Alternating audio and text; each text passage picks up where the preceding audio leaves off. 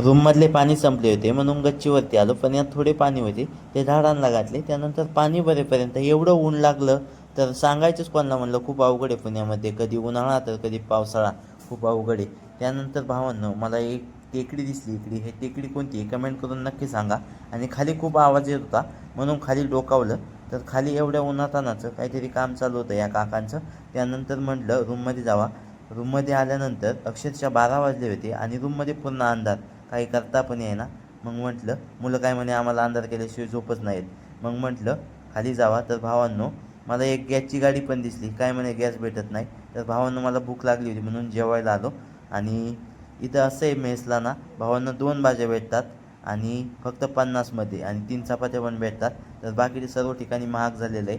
आणि त्यानंतर म्हणलं अभ्यास वगैरे करावा, थोडा अभ्यास वगैरे केला आणि टाईम कसा गेला ते पण कळलं नाही. आणि अक्षरशः 2:30 वाजायला फक्त 5 मिनटं होते म्हणून म्हटलं मेट्रो स्टेशनला जावं, कारण मला 3 वाजता क्लासला जायचं होतं. तर भावांनो वरती आलेलो आहे आपण. त्यानंतर म्हणलं खूप तहान लागली म्हणून पाणी प्यावा. पाणी प्यायला आलो तर अक्षरशः पाणी प्यायचंच कसं म्हणलं यांनी, कसं तरी पेलो आणि वरती आलो. म्हणलं मेट्रोचा टायमिंग बघावा, कारण खूप उशीर झालेला आहे. आणि 3 ते 4 मिनटं मेट्रोला टायमिंग होता. मग म्हणलं थांबावंच लागेल तोपर्यंत. आणि बघू शकता आपली मेट्रो आलेली आहे. त्यानंतर बघू शकता भावांनो या काचातून पूर्ण बाहेरचं दिसतंय आता, कारण मागच्या व्हिडिओमध्ये काचा पॅक होत्या. आणि कधी मेट्रोमध्ये जर बसला नसेल तर नक्की बसा, कारण खूप भारी वाटते आतमध्ये बसल्यानंतर. आणि ए सी वगैरे पण आहे मेट्रोमध्ये. तर भावांनो बसून घ्या. आणि बसायचं पण काय अवघड नाही, कारण मराठी, हिंदी आणि इंग्लिश तिन्ही लँग्वेजमध्ये माहिती दिलेली येते. तर बसायचं काय प्रॉब्लेमच नाही. त्यानंतर आपल्याला क्लासला जायचं आहे आणि क्लासला जाण्यासाठी फक्त 3 मिनटं बाकी आहे. नंतर भावांनो 3 मिनटात आपण क्लास संपल्यानंतर आपल्याला एका किल्ल्यावरती जायचं आहे. तर हा किल्ला कोणता आहे भावांनो, तुम्हाला काय वाटतं? तर आपण आलेलो आहे काल्पनिक किल्ल्यावरती, जरी नाही कळलं तर मी सांगतोच.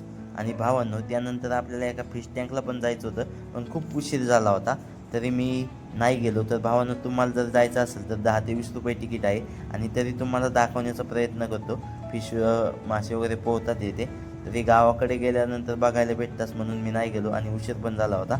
तर भावांनो अजून काय काय आहे या गार्डनमध्ये बघू शकता.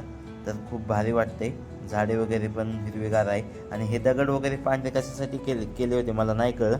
तर भावांनो इथं मला व्हिडिओ शूटर पण भेटला होता, एक फोटो वगैरे काढतोय बघू शकता. आणि एक जॉगिंग करताना मुलगा एवढ्या लवकर जॉगिंग करतोय. आणि इथे काम चाललं आहे कशाचं तरी कमानीचं वगैरे.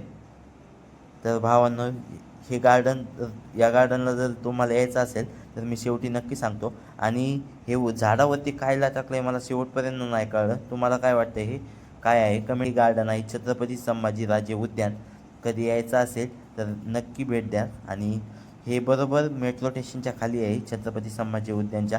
तर भावांनो आता मेट्रोच्या दिशेने जायचं आहे कारण उशीर झालेला आहे.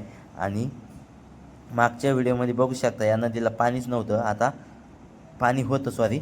तर या व्हिडिओमध्ये बघू शकता पाणी खूप कमी झालेलं आहे, कारण त्या दिवशी खूप पाऊस झाला होता.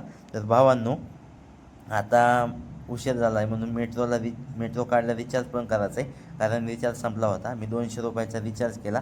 तर भावांनो बघू शकता. आणि आता रूमकडे चाललो आहे आपण.